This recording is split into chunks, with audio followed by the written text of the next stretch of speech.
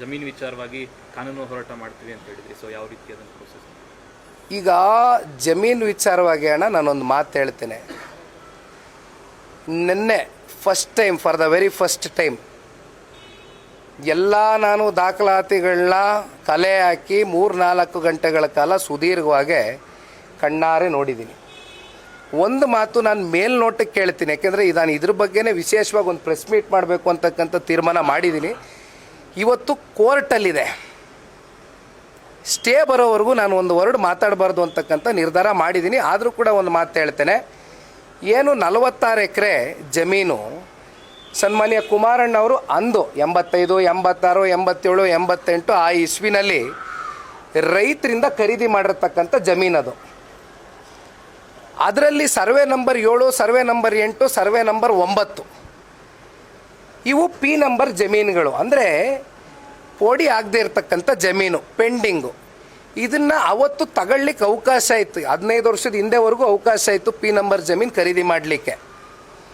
ಈಗ ಪೋಡಿ ದುರಸ್ತಿ ಮಾಡಿ ಬಂದೋಬಸ್ತ್ ಮಾಡಿ ಎಲ್ಲಿ ಯಾವ ಸರ್ವೆ ನಂಬರಲ್ಲಿ ನಮ್ದು ಎಷ್ಟು ಬರಬೇಕು ಅಂತಕ್ಕಂಥ ತೀರ್ಮಾನ ಮಾಡಬೇಕಾಗಿರ್ತಕ್ಕಂಥದ್ದು ಸರ್ಕಾರ. ನಮಗೆ ಸರ್ವೆ ನಂಬರ್ 7ರಲ್ಲಿ ನಾವು ಅನುಭವದಲ್ಲಿರ್ತಕ್ಕಂಥದ್ದು, ನಮಗೆ 5 ಎಕರೆ 19 ಕುಂಟೆ RTC ಇರ್ಬೋದು, ಪಾಣಿ ನಮ್ಮ ಹೆಸರಲ್ಲಿದೆ. 1 ಎಕರೆ ಮಾತ್ರ ನಾವು ಅನುಭವದಲ್ಲಿದ್ದೀವಿ ಫಿಸಿಕಲಿ. ಇನ್ನು ಮಿಕ್ಕಿದ 4.25 ಎಕರೆ ನಾವು ಅನುಭವದಲ್ಲಿಲ್ಲ, ನಮಗೆ ಗೊತ್ತಿಲ್ಲ. ಇದು ಪೋಡಿ ದುರಸ್ತಿ ಮಾಡಿದ್ರೆ ತಾನೇ ನಮ್ಗೆ ಗೊತ್ತಾಗ್ಲಿಕ್ಕಾಗೋದು. ಆಮೇಲೆ ಅವತ್ತು ರೈತರ ಹತ್ರ ಏನು ಜಮೀನು ಖರೀದಿ ಮಾಡಿದ್ವಿ, ಅವ್ರೇನು ಬೌಂಡ್ರಿ ಸೆಟ್ ಮಾಡ್ಕೊಂಡಿದ್ರು ರೈತರು, ಆ್ಯಸ್ ಇಟ್ ಈಸ್ ಕಂಟಿನ್ಯೂಯೇಷನ್ ನಾವು ಅಲ್ಲಿ ಇರ್ತಕ್ಕಂಥದ್ದು ಬಿಟ್ಟರೆ ಅರ್ಧ ಇಂಚು ನಾವು ಇನ್ನೊಂದು ಬೌಂಡ್ರಿಗೆ ಹೋಗಿ ಬೇಲಿ ಹಾಕ್ದಂಥವ್ರಲ್ಲ ಕುಮಾರಣ್ಣ ಅವರು. ಎಷ್ಟೋ ಜನಕ್ಕೆ ಈ ರಾಜ್ಯದ ಮುಖ್ಯಮಂತ್ರಿ ಆದ ಕುಮಾರಣ್ಣ ಸಾಗುವಳಿ ಚೀಟಿ ಕೊಡಿಸ್ದಂಥವ್ರು. 2 ಬಾರಿ ರಾಜ್ಯದ ಮುಖ್ಯಮಂತ್ರಿ ಆಗಿದ್ದರು. ಅವ್ರಿಗೆ ಗೊತ್ತಿರಲಿಲ್ಲವೇ ಇದನ್ನು ಸರಿಪಡಿಸ್ಕೊಳ್ಳೋಕ್ಕೆ? ಪೋಡಿ ದುರಸ್ತಿ ಮಾಡಿ ಅಂತ ಅರ್ಜಿ ಕೊಟ್ಟಿದ್ದೀವಿ, ಇಲ್ಲಿವರೆಗೂ ಮಾಡಿಲ್ಲ. ಮೊನ್ನೆ ನೋಟಿಸ್ ಸರ್ವಾಗಿಲ್ಲ, ನಮಗೆ ಒಂದು ಎಕ್ಸ್ಪ್ಲನೇಷನ್ ಕೇಳಬೇಕು. ನೋಟಿಸ್ ಸರ್ವಾಗ್ದಿರಾ ತರಾತುರಿಯಲ್ಲಿ ಜಿಲ್ಲಾಧಿಕಾರಿಗಳು ಬಂದು ಏನು SIT ರಚನೆ ಆಗಿತ್ತು ಬಂದು ಕೋರ್ಟಿನ ಆದೇಶದ ಮೇಲೆ ಇಟ್ ಈಸ್ ಅ ಪ್ಯೂರ್ ಟ್ರೆಸ್ಪಾಸಿಂಗ್, ಕಾನೂನು ಬಾಹಿರ ಅದು. ಆಮೇಲೆ DC ಹೇಳ್ತಾರೆ 14 ಎಕರೆ ಇವತ್ತು ಜಮೀನು ಒತ್ತುವರಿಯಾಗಿದೆ ಸರ್ಕಾರಿ ಜಮೀನು ಅಂದರೆ, on what basis are you talking? Is it not a confidential matter? ಯಾವ 14 ಎಕರೆ ಒತ್ತುವರಿಯಾಗಿದೆ? ಇವತ್ತು ಕಾಲ ಹೇಗಿದೆ ಅಂದರೆ ಸಮಾಜ ಆರೋಪ ಬಂದ ತಕ್ಷಣ ಅಪರಾಧಿ ಮಾಡ್ತಾರೆ. ಇವತ್ತು ಅದರ ಒಳಗಡೆ ಇರ್ತಕ್ಕಂಥ ವಾಸ್ತವಾಂಶದ ಬಗ್ಗೆ ಆ ಡೀಟೇಲಿಂಗು ಡೆಪ್ತ್ ಅನಾಲಿಸಿಸ್ ಯಾರೂ ಮಾಡಲಿಕ್ಕಿಲ್ಲ. ಇವತ್ತು ರೀಲ್ಸ್ ಕಾಲ, ಶಾರ್ಟ್ಸ್ ಕಾಲ. ಈಗೇನು ಅಂತಿಮವಾಗಿ ಕುಮಾರಣ್ಣವರ ಒಂದು ವ್ಯಕ್ತಿತ್ವಕ್ಕೆ ಮಸಿ ಬಳಿಬೇಕು, ಕಪ್ಪು ಚುಕ್ಕೆ ತಗೊಬರ್ಬೇಕು, ಅಷ್ಟೇ ಅಲ್ವಾ ಅಂತಿಮ?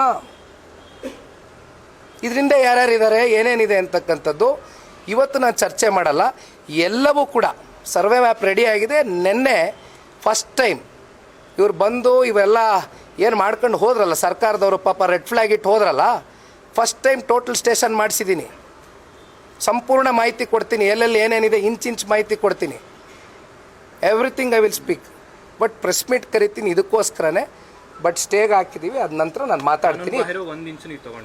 ನಾನು ಎಲ್ಲ ಮಾತಾಡ್ತೀನಿ ಅಣ್ಣ. ಸ್ಟೇಗೆ ಹಾಕಿದ್ದೀವಿ, ಅದು ಬಂದ ಮೇಲೆ ಎಲ್ಲವೂ ನಿಮ್ಮ ಮುಂದೆ ತೆರೆದ ಪುಸ್ತಕದ ರೀತಿ ಇಡ್ತೀನಿ, ಏನು ಮುಚ್ಚುಮರೆ.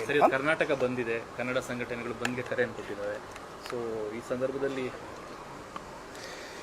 ಈಗ ಮೊನ್ನೆ ಬೆಳಗಾವಿಯಲ್ಲಿ ನಡೆದಂಥ ಒಂದು ಘಟನೆ ಏನಿದೆ, ನಿಜಕ್ಕೂ ಕೂಡ ಎಲ್ಲ ಕನ್ನಡಿಗರು ತಲೆ ತಗ್ಗಿಸ್ತಕ್ಕಂಥ ಒಂದು ಘಟನೆ.